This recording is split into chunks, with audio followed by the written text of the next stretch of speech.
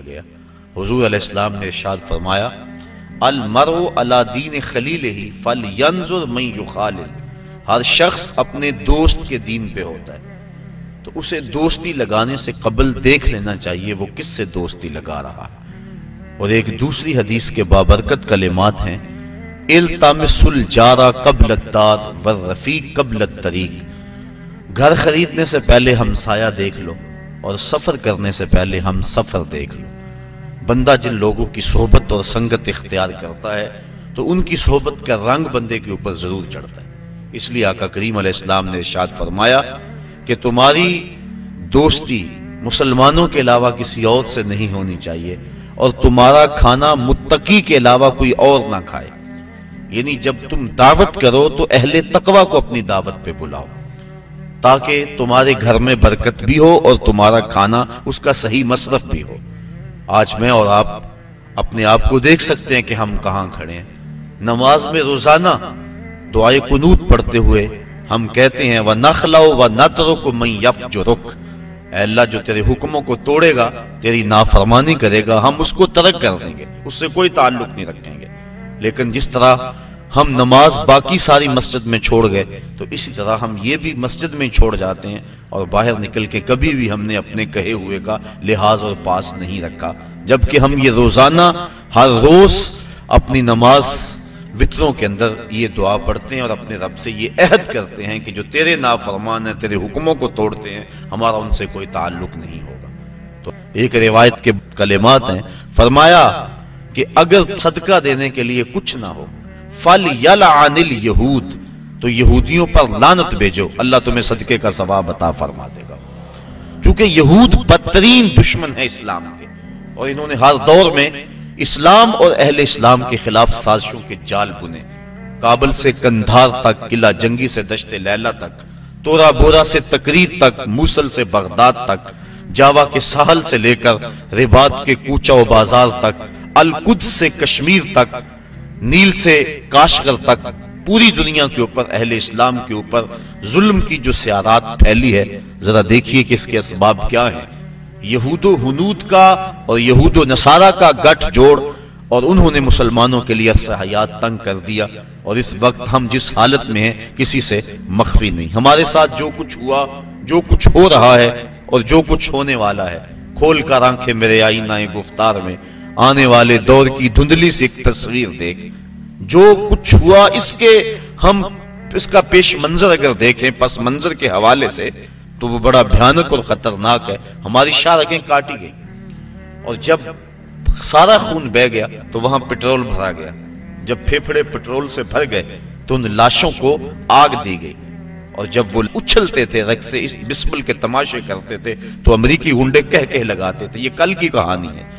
شبرغان کی طرف جانے والے کنٹینروں کے اندر کس قدر طالبان بھر دیے گئے اور انہیں ایک گھونٹ بھی پانی کا نہ دیا گیا، اور بتاتے ہیں کہ جب پیاس کی شدت ہوئی تو وہ ایک دوسرے کا پسینہ چاٹتے تھے، اور جب شبرغان جا کے کنٹینر کھولے گئے تو 3 یا 4 افراد کے علاوہ باقی سارے جو سینکڑوں کی تعداد میں تھے وہ موت کی گھاٹ اتر چکے تھے۔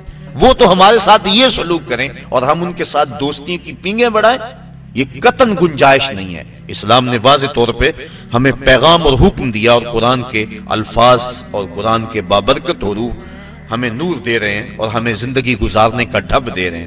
یا ایھا الذین آمنوا، اے ایمان والو، لا تتخذوا اليہود والنصارى اولیاء، یہود و نصارہ کو کبھی بھی دوست نہ بنانا۔ بعضهم اولیاء بعض، یہ ایک دوسرے کے دوست ہیں۔ ومن یتولہم منکم، تم میں سے جو ان کے ساتھ دوستی رکھے گا، فَإِنَّهُ مِنْهُمْ، تو اس کا شمار انہی میں سے ہوگا۔ اس کے طور طریقے، اس کی عادتیں، اس کی زندگی کا ڈھب ان کے مطابق ڈھل جائے گا، کیونکہ دوستی کا نتیجہ یہ ہے المرء علی دین خلیلہ، بندہ جس کا دوست ہو تو اس کا مذہب اور اس کے خیالات اور اس کی عادات ضرور اپنا لیتا ہے۔ اس لیے روکا گیا کہ برے بندے کی صحبت سے بچا جائے۔ علامہ رومی کہتے ہیں تا توانی دور شو از یار بد، یار بد بدتر بود از مار بد، کہا جہاں تک ہو سکے برے کی صحبت سے بچ، کہا برے کی صحبت برے سانپ سے بھی زیادہ خطرناک ہے۔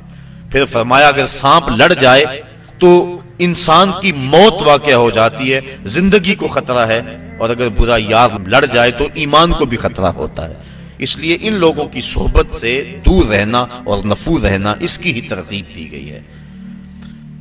بلکہ زندگی کے شب و روز میں انسان جب بھی کسی سے دوستی کا تعلق جوڑنے لگے تو اس کو پہلے اس کے عقائد اور اس کی سوچ دیکھنی چاہیے۔ حضرت علی المرتضیٰ رضی اللہ تعالیٰ عنہ کے قول کے مطابق 15 سال سے لے کر 20 سال تک کی جو عمر ہے یہ انتہائی اہم عمر ہے، اور اس عمر کے اندر اپنی اولاد پر خصوصی نگہداشت رکھنے کی ضرورت ہے کہ ان کی صحبت، مجلس اور دوستی کسی برے شخص سے نہ ہونے پائے۔ ساری زندگی انسان کی جو ہوتی ہے وہ ان 5 سالوں کے اندر ترتیب پاتی ہے۔ پوری زندگی پر ان 5 سالوں کی صحبتوں کی چھاپ رہتی ہے۔ اس لیے ہمیں پوری شدت اور کوشش کے ساتھ اور محنت کے ساتھ ان ایام میں اپنی اولاد جب ان ایام سے گزر رہی ہو تو ان کی صحبت اور سنگت کو دیکھنا چاہیے۔ آنکھیں بند کر کے نہ بیٹھ جائیں، بلکہ دیکھیں کہ ہماری اولاد کہاں بیٹھتی ہے اور کہاں اٹھتی ہے۔ بلکہ اولاد ابھی عمر کے اس حصے میں ہے کہ اپنے نفع نقصان کو نہیں جانتی، ان کے لیے ترجیحات خود مقرر کریں، اور اچھے دوست اور اچھے لوگ اور اللہ والے لوگ تلاش کر کے ان کی مجالس کے اندر ان کو خود بٹھا کے آئیں تاکہ ان کی برکات ان کو نصیب ہوں۔ ورنہ اگر یہ دن ان کے برباد ہو گئے تو ساری زندگی ان کی برباد ہو جائے گی۔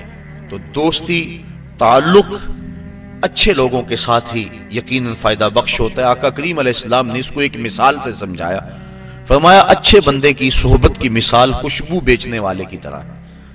کہا 3 چیزوں میں سے ایک چیز ضرور ہوگی، یا تو وہ اسے خوشبو کا تحفہ دے دے گا کیونکہ اس کے پاس خوشبو وافر ہے، کچھ اسے دے دے گا بغیر کسی پیسے کے، اور یا یہ خوشبو سے لے لے گا، اور فرمایا یا نہ وہ دے گا اور نہ یہ لے گا، لیکن جب تک بیٹھا رہے گا خوشبو میں بسا رہے گا، اس کے مشام جاں معطر رہیں گے۔ اور برے بندے کی صحبت کو ایک مثال سے سمجھاتے ہوئے فرمایا کہ جس طرح لوہار کی بھٹی ہوتی ہے، یا تو کوئی چنگاری اڑ کر اس کے کپڑوں پہ پڑے گی اور کپڑے جل جائیں گے، بدن کے جلسنے کا اندیشہ بھی ہے، اور اگر یہ نہیں تو کم از کم جتنی دیر تک بیٹھا رہے گا اس کے دھوئیں سے اور اس کے تعفن سے اس کو تکلیف پہنچتی رہے گی۔ اس لیے اچھے بندے کی صحبت کا رنگ اپنا ہے۔ حضرت شیخ سعدی شیرازی فرماتے ہیں کہ میں ایک حمام میں گیا، ایک مٹی تھی وہاں پڑی ہوئی تھوڑی سی، میں نے دیکھا اس سے خوشبو آ رہی ہے، میں نے کہا تو مشک ہے، عنبر ہے، تیرے سے خوشبو آ رہی ہے۔ اس مٹی نے کہا ہوں تو میں مٹی، مجھے اپنی اوقات اچھی طرح یاد ہے، میں مٹی ہوں، میری ذات مٹی ہے، لیکن میرے اندر سے جو خوشبو تمہیں آ رہی ہے اس کی وجہ یہ ہے چند دن تک میں پھول کے قدموں میں بیٹھی رہی، جمال ہم نشین در من اثر کر وگرنہ من ہما خاکم کے ہستم، میرے ہم نشین کا جمال میرے اندر سرایت کر گیا، اثر کر گیا، ورنہ مجھے اچھی طرح یاد ہے کہ میری اوقات کیا ہے اور میں ہوں مٹی ہی، لیکن پھول کی صحبت نے مجھے یہ چمک اور یہ روشنی اور یہ اجالے دے دیے کہ میں آج جو ہے وہ خوشبو دے رہی ہوں۔ تو اچھے بندے کی صحبت یقیناً بندے کو اچھا کرتی ہے۔ صحبت سالے تورا سالے کنند، صحبت تالے تورا تالے کنند۔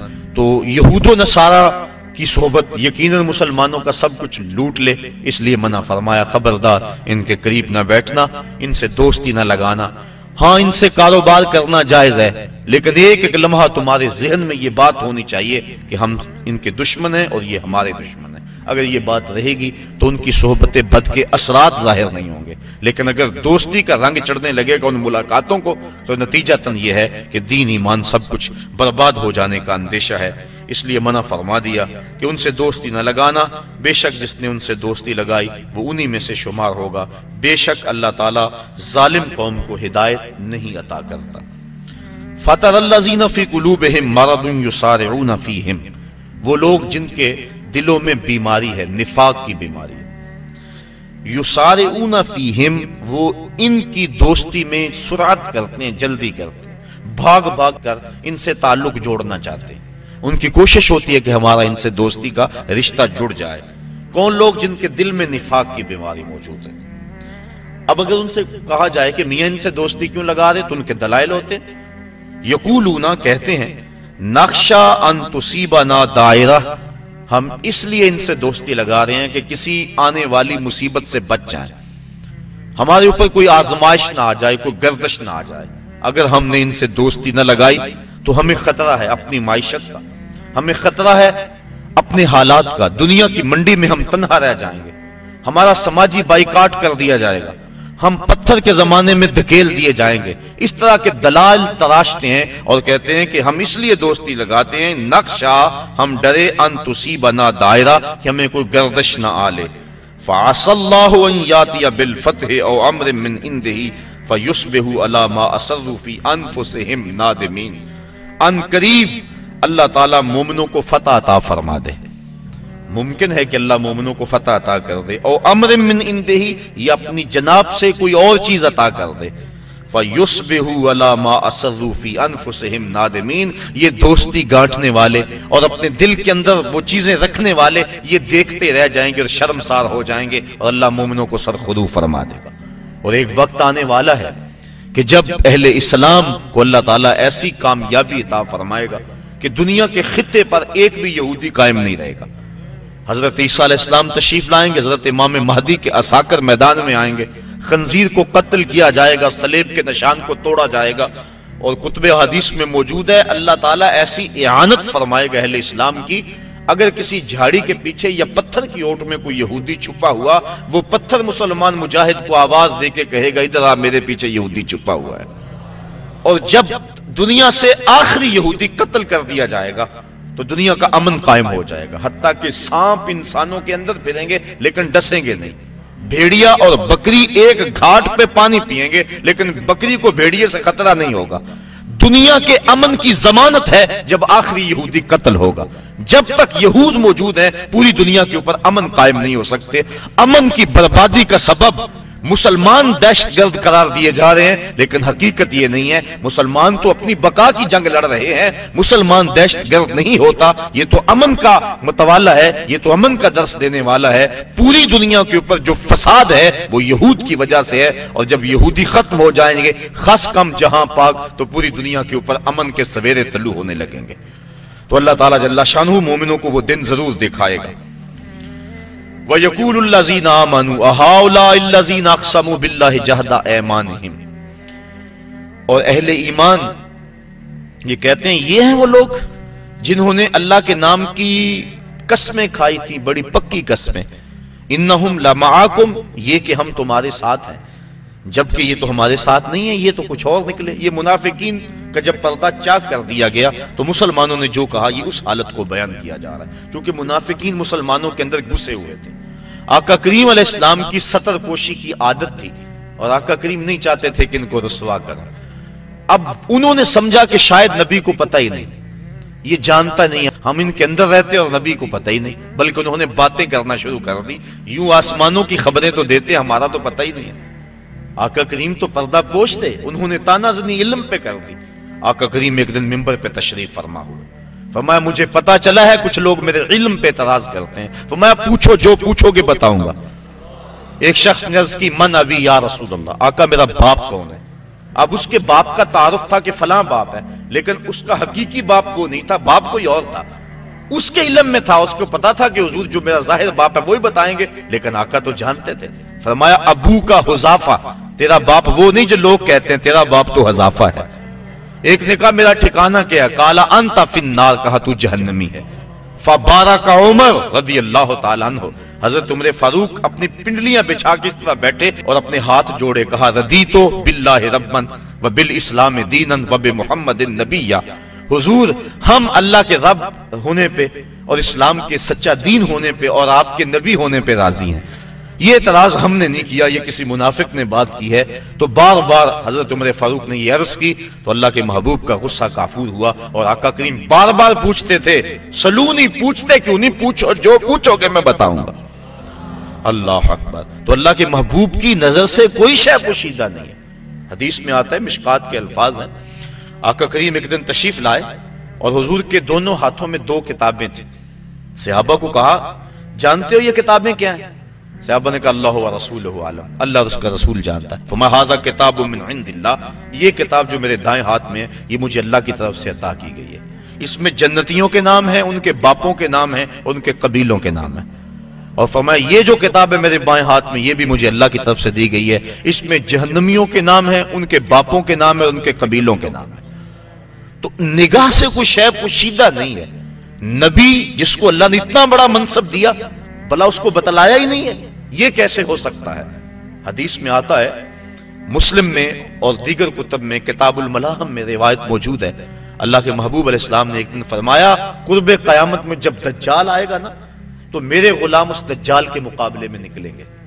فرمایا انی لعارف اسماءہم واسماء آبائہم والوان خیولہم، میں اپنے ان غلاموں کے ناموں کو جانتا ہوں، ان کے باپوں کے ناموں کو جانتا ہوں، جن گھوڑوں پہ چڑھ کے جہاد کریں گے میں محمد ان گھوڑوں کے رنگوں کو بھی جانتا ہوں، وَأَلْوَانَ خَيُولِهِمْ، ان گھوڑوں کے رنگوں کو بھی میں جانتا ہوں کہ کون سا غلام کس رنگ کے گھوڑے پہ چڑھ کے جہاد میں آئے گا۔ اب منافقین اتنا کچھ ہونے کے باوجود بھی کہتے تھے لو ہم اندر بیٹھے ہیں، ہمارا تو پتہ ہی نہیں ہے۔ تو یہ ان کی غلط فہمی موجود تھی۔ اللہ کے محبوب تو پردہ پوشی کی وجہ سے نہیں بتا رہے تھے، لیکن جب انہوں نے اس طرح کے اعتراضات بہت زیادہ کرنے شروع کر دیے، ایک دن اللہ کے محبوب جلال میں آئے اور فرمایا اخرج فلاں ابن فلاں من المسجد انت منافق، فرمایا فلاں اٹھ چلا جا تو منافق ہے، فلاں تو بھی مسجد سے باہر نکل جا تو منافق ہے۔ حضرت عمر فاروق کی یہ آرزو ہوا کرتی تھی کہ کبھی منافق الگ ہو جائیں، کھوٹا کھرا الگ الگ ہو جائیں تو پھر مزہ آ جائے، لیکن کچھ حکمت کے تحت حضور ابھی کرتے نہیں تھے۔ حضرت عمر فاروق موقع پہ موجود نہیں تھے، وہ نماز پڑھنے کے لیے آئے، دیکھا کہ کتنے لوگ جا رہے ہیں، پریشان ہو گئے، جماعت میری رہ گئی۔ تو ایک بندہ دروازے پہ کھڑا تھا جو جانتا تھا کہ حضرت عمر فاروق کی عادت کیا ہے اور منافقین کے بارے میں ان کے کیا جذبات ہیں۔ انہوں نے کہا ابشر یا ابن خطاب، ابن خطاب تمہیں مبارک ہو۔ کہا مبارک دے رہے ہو، میری جماعت ختم ہوگی تم مبارک دے رہے ہو؟ کہا جماعت ابھی ہونی ہے۔ تو کہا یہ کیوں جا رہے ہیں؟ کہا تمہاری آرزو پوری ہو گئی۔ اللہ کے محبوب نے منافقوں کو مسجد سے نکال دیا ہے۔ تو جب مسجد میں تھے تو اس وقت وہ اپنے ایمان کے دعوے کرتے تھے، اور جب نکال دیا گیا تو مومنین جن کو پتا نہیں تھا کہ یہ پاس بیٹھنے والا منافق تھا، یہ تو بڑی چکنی چپڑی باتیں کرتا تھا، انہوں نے حیرت سے کہا وَيَقُولُ الَّذِينَ آمَنُوا أَهَؤُلَاءِ الَّذِينَ أَقْسَمُوا بِاللَّهِ جَهْدَ أَيْمَانِهِمْ، یہ وہ لوگ تھے جو بڑی پکی قسمیں کھاتے تھے، إِنَّهُمْ لَمَعَكُمْ، کہ ہم ان کے ساتھ ہیں، بھلا ہمارے ساتھ ہے یہ کوئی؟ حَبِطَتْ أَعْمَالُهُمْ، فرمائے ان کے اعمال ضائع کر دیے گئے، فَأَصْبَحُوا خَاسِرِينَ، اور انہوں نے صبح اس حالت کے اندر کی کہ وہ خسارے میں تھے۔ یا ایھا الذین آمنوا من یرتد منکم عن دینہ، اے ایمان والو تم میں سے اگر کوئی دین سے منحرف ہو جائے، مرتد ہو جائے، دین کو چھوڑ دے۔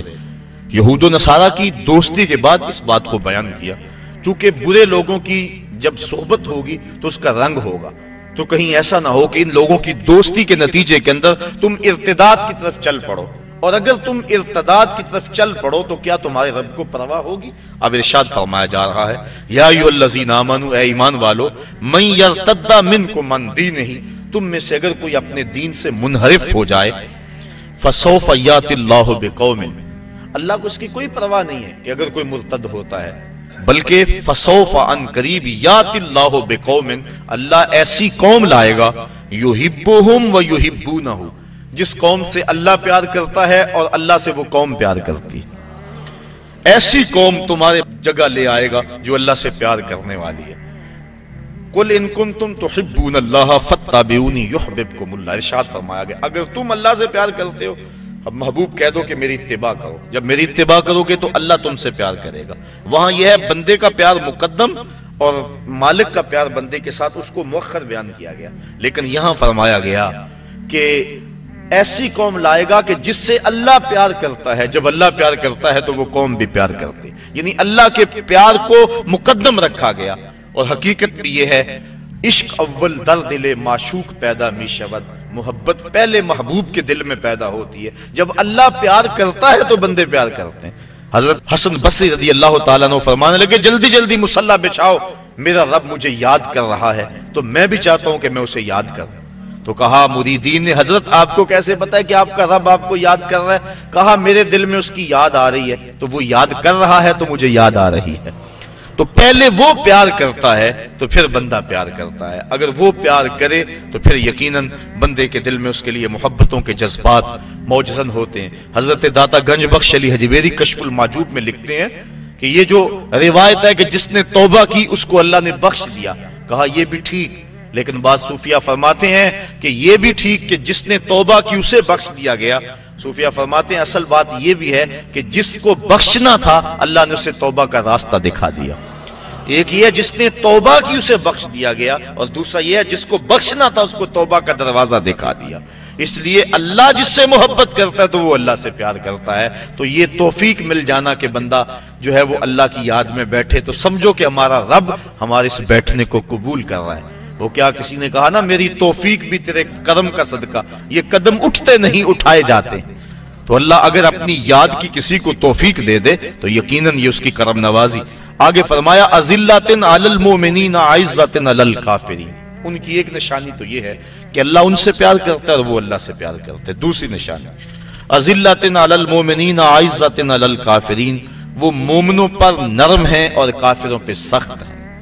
ایسی قوم پیدا کرے گا جو کافروں پر سخت ہوگی اور مومنوں پہ نرم ہوگی۔ ہو حلقہ یاراں تو بریشم کی طرح نرم، رزم حق و باطل ہو تو فولاد ہے مومن۔ یہ مومن کی خصوصیت ہے کہ کافر کے مقابلے میں وہ سختی دکھاتا ہے۔ اگر مومن کافر کے مقابلے میں نرمی دکھانے لگ جائے تو اس کے روب ختم ہو جاتے ہیں اور ہوا اکھڑ جاتی ہے۔ اس لیے ہمیشہ وہ کافر کے مقابلے میں سختی کے ساتھ ڈٹا رہتا ہے۔ اس وقت اس کو حالت قیام کا درس دیا گیا، لیکن جب اپنے مومن بھائیوں سے ملے تو اس کی حالت پھر انتہائی نرم ہوتی ہے۔ مسافے زندگی میں سیرت فولاد پیدا کر، اقبال نے کہا تھا مسافے زندگی میں سیرت فولاد پیدا کر، شبستان محبت میں حریر و پرنیاں ہو جا، گزر جا بن کے سیلے تند رو کو ہو بیاباں سے، گلستہ راہ میں آئے تو جوئے نغمہ کہاں ہو جا۔ جب راستے میں پہاڑ آئے تو ٹکرا جا ان سے، اور جب راستے میں کوئی باغ آ جائے تو اس پانی کو کہا جا رہا ہے کہ اب تو سیلاب نہ بن بلکہ جوئے نغمہ خاں بن جا، گیت گاتی ہوئی ندی بن جا اور اس باغ سے یوں گزر۔ تو جب اپنوں سے ملتے ہیں تو ان کی محبت مثالی ہوتی ہے، اور جب کافر کے مقابلے میں ہوتے ہیں تو سخت ہوتے ہیں۔ اگر قوم کا مزاج یہ ہو جائے کہ کافروں سے نرمی اور اپنوں سے سختی، تو پھر اللہ کے عذاب کا انتظار کرنا چاہیے۔ یجاہدون فی سبیل اللہ، ان کی ایک صفت یہ ہے کہ وہ اللہ کے راہ میں جہاد کرتے ہیں۔ کافروں کے مقابلے میں سرحدوں پر جو لڑائی لڑی جاتی ہے اس کو عربی میں قتال کہتے ہیں، اور جہاد جد و جہد دین کو کہتے ہیں۔ اعلاء کلمت الحق کے لیے جو بھی محنت کی جائے، جد و جہد کی جائے، اس کو جہاد کہتے ہیں۔ اس قتال کو بھی جہاد شامل ہے کیونکہ یہ بڑا وسیع المفہوم لفظ ہے جہاد۔ اور اس کے علاوہ جو بھی راہ دین میں جد و جہد کی جائے اس کو شریعت اسلامیہ میں جہاد کہا جاتا ہے۔ تو کہا وہ راہ خدا میں جہاد کرتے ہیں۔ وَلَا يَخَافُونَ لَوْمَةَ لَائِمٍ، اور اس راستے میں کسی ملامت کرنے والے کی ملامت سے ڈرتے نہیں ہیں، بلکہ جب بندہ اس راستے کا مسافر ہو جاتا ہے اسے کسی ملامت کرنے والے کی ملامت کا خوف نہیں ہوتا، بلکہ اس ملامت سے اس کو ایک لذت آتی ہے۔ حضرت ابو ذر غفاری رضی اللہ تعالیٰ عنہ فرماتے ہیں کہ میں حضور کی خدمت میں دار ارقم میں حاضر ہوا۔ رہنے والے مدینے کے تھے لیکن آئے مکہ المکرمہ، ابتدائی اسلام تھا۔ حضور کی خدمت میں حاضر ہوا بیعت اسلام کی۔ دو چیزوں پر حضور نے مجھ سے وعدہ لیا، ایک تو حق کہنا چاہے کچھ بھی ہو جائے، اور دوسرا اللہ کے راستے میں کسی ملامت کرنے والے کی ملامت سے نہیں ڈرنا۔ میں نے بیعت کر کے کہا حضور اگر اجازت ہو تو باہر نکل کر اپنے ایمان کا اعلان نہ کروں۔ حضور فرمایا ابھی حالات ایسے نہیں، ابھی اپنے ایمان کو مخفی رکھو۔ عرض کی حضور ابھی تو میں نے آپ سے وعدہ کیا ہے کہ حق کہنا ہے چاہے قیامت آ جائے۔ آقا کریم فرمایا اچھا پھر تمہاری مرضی۔ حضور بھی پرکھنا چاہ رہے تھے، کہا اچھا پھر تمہاری مرضی۔ حضرت ابو ذر غفاری کی سنیے، کتب سیر میں واقعہ موجود ہے۔ کہتے ہیں میں سین حرم میں آیا، کیا دیکھتا ہوں کہ صنادید قریش نشستیں جمائے بیٹھے ہیں اور ان کے چیلے چانٹے ان کے ارد گرد جو ہے وہ حلقوں میں بیٹھے ہوئے ہیں۔ میں کعبۃ اللہ کے ساتھ ٹیک لگا کے زور سے کہا لوگو سن لو، میں اللہ کی توحید کا اقرار اور مصطفیٰ کی رسالت کا اقرار کرتا ہوں۔ کہتے ہیں یہ لفظ میرے ابھی مکمل نہیں ہوئے تھے کہ میرے اوپر لوگ ٹوٹ پڑے اور اتنا مارا کہ میرے لخت لخت سے خون بہنے لگا۔ حضور کے چچا حضرت عباس بن عبد المطلب رضی اللہ تعالی عنہ وہ وہاں موجود تھے، ابھی اسلام کی دولت سے مالا مال نہیں ہوئے۔ انہوں نے کہا لوگو اپنی معیشت پہ ترس کھاؤ اور اس شخص کو چھوڑ دو، تم جانتے نہیں یہ شخص کون ہے، یہ بنو غفار کا شخص ہے، اور بنو غفار مدینے میں رہائش پذیر قبیلہ ہے، تمہاری معیشت کا انحصار تجارت پہ ہے، اور تجارت بھی شام کی، اور شام کا جو راستہ ہے وہ مدینے کے قریب سے گزرتا ہے۔ اگر تم نے اس شخص کو قتل کر دیا تو تمہارے شام کی طرف جانے والے قافلے غیر محفوظ ہو جائیں گے، اور تمہاری معیشت جو ہے وہ کمزور پڑ جائے گی۔ اس پہ رحم نہ کرو، اپنی معیشت پہ ترس کھاؤ اور اسے چھوڑ دو۔